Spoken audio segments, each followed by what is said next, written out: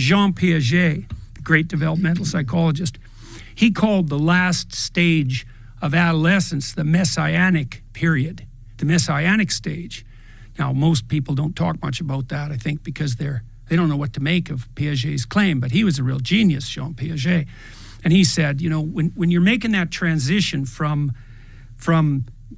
the group identity that you're chasing as a teenager to becoming an individual, and that's not a journey everyone takes, because lots of people just get lost in group identity, you're going to be looking for a pathway that's essentially heroic.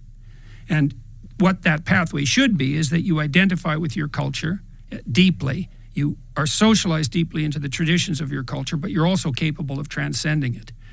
So then you become a culture creator as well as a disciplined member of culture.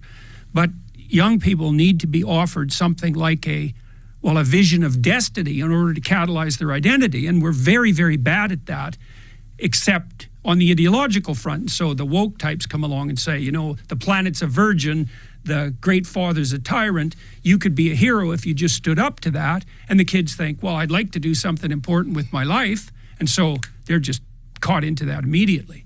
But because it's a one-sided story, a one-sided religious story is an ideology. And a great representation of that is what they've done with Greta Thunberg. Yeah, exactly. It's so funny, because I thought 10 years ago, we live in the delusion of a disturbed 13-year-old girl. How did that happen? And then, Greta Thunberg showed up, and I thought, oh, well, there we go. Now we've got the 13-year-old. I feel sorry for her, because she was chased into this apocalyptic terror that we're trying to enforce on all our kids. And then you think about her position, so now she's all afraid, and her mother's facilitating that like mad. And then, she announces her fear, her neurotic fear, essentially. It's driven by negative emotion. And, Macron says to her, oh my God, Greta, you're absolutely right, and bows. It's like, what the hell's a girl to think?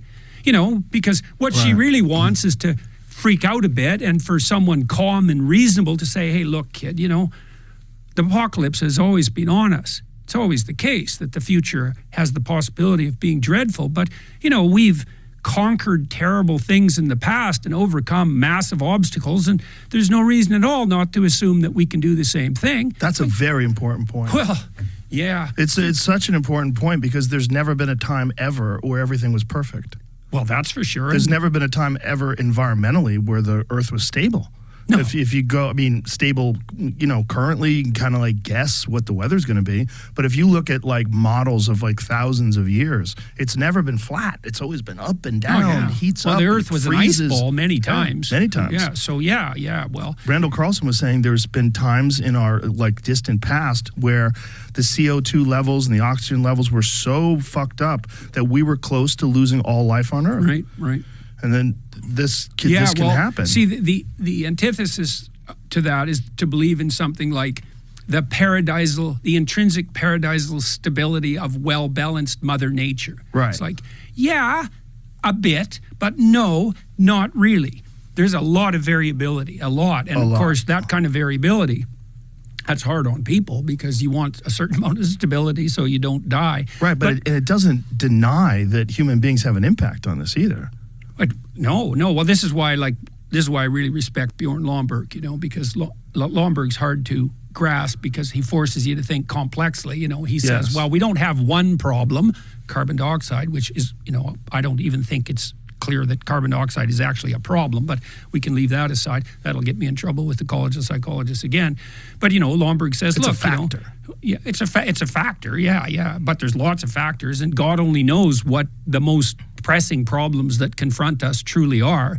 When I wandered through the ecological sustainability literature about 10 years ago, and, I concluded a couple of things. One was that the best way forward to a sustainable planet is to make everyone who's poor rich as fast as you possibly can. And that's Lomborg's position, not to put limits to growth on, because it turns out if you get people above about $5,000 a year in average GDP, they start taking a long-term view of the future instead of scrabbling around in the dirt trying to get lunch, and you're going to burn everything up around you to stay alive if you have to. Right. But if you got a bit of wealth and now you can think over, maybe a 20-year period, which is quite the damn luxury, then you actually start being concerned about, the quality, the aesthetic quality of the local environment. And so I was so excited when I found that data, because I thought, oh, this is so cool. It means that we could have our cake and eat it too. We could work really hard to provide cheap, reliable energy, at the lowest cost possible to the widest number of people worldwide. And the emergent consequence of that would be the whole planet would clean itself up.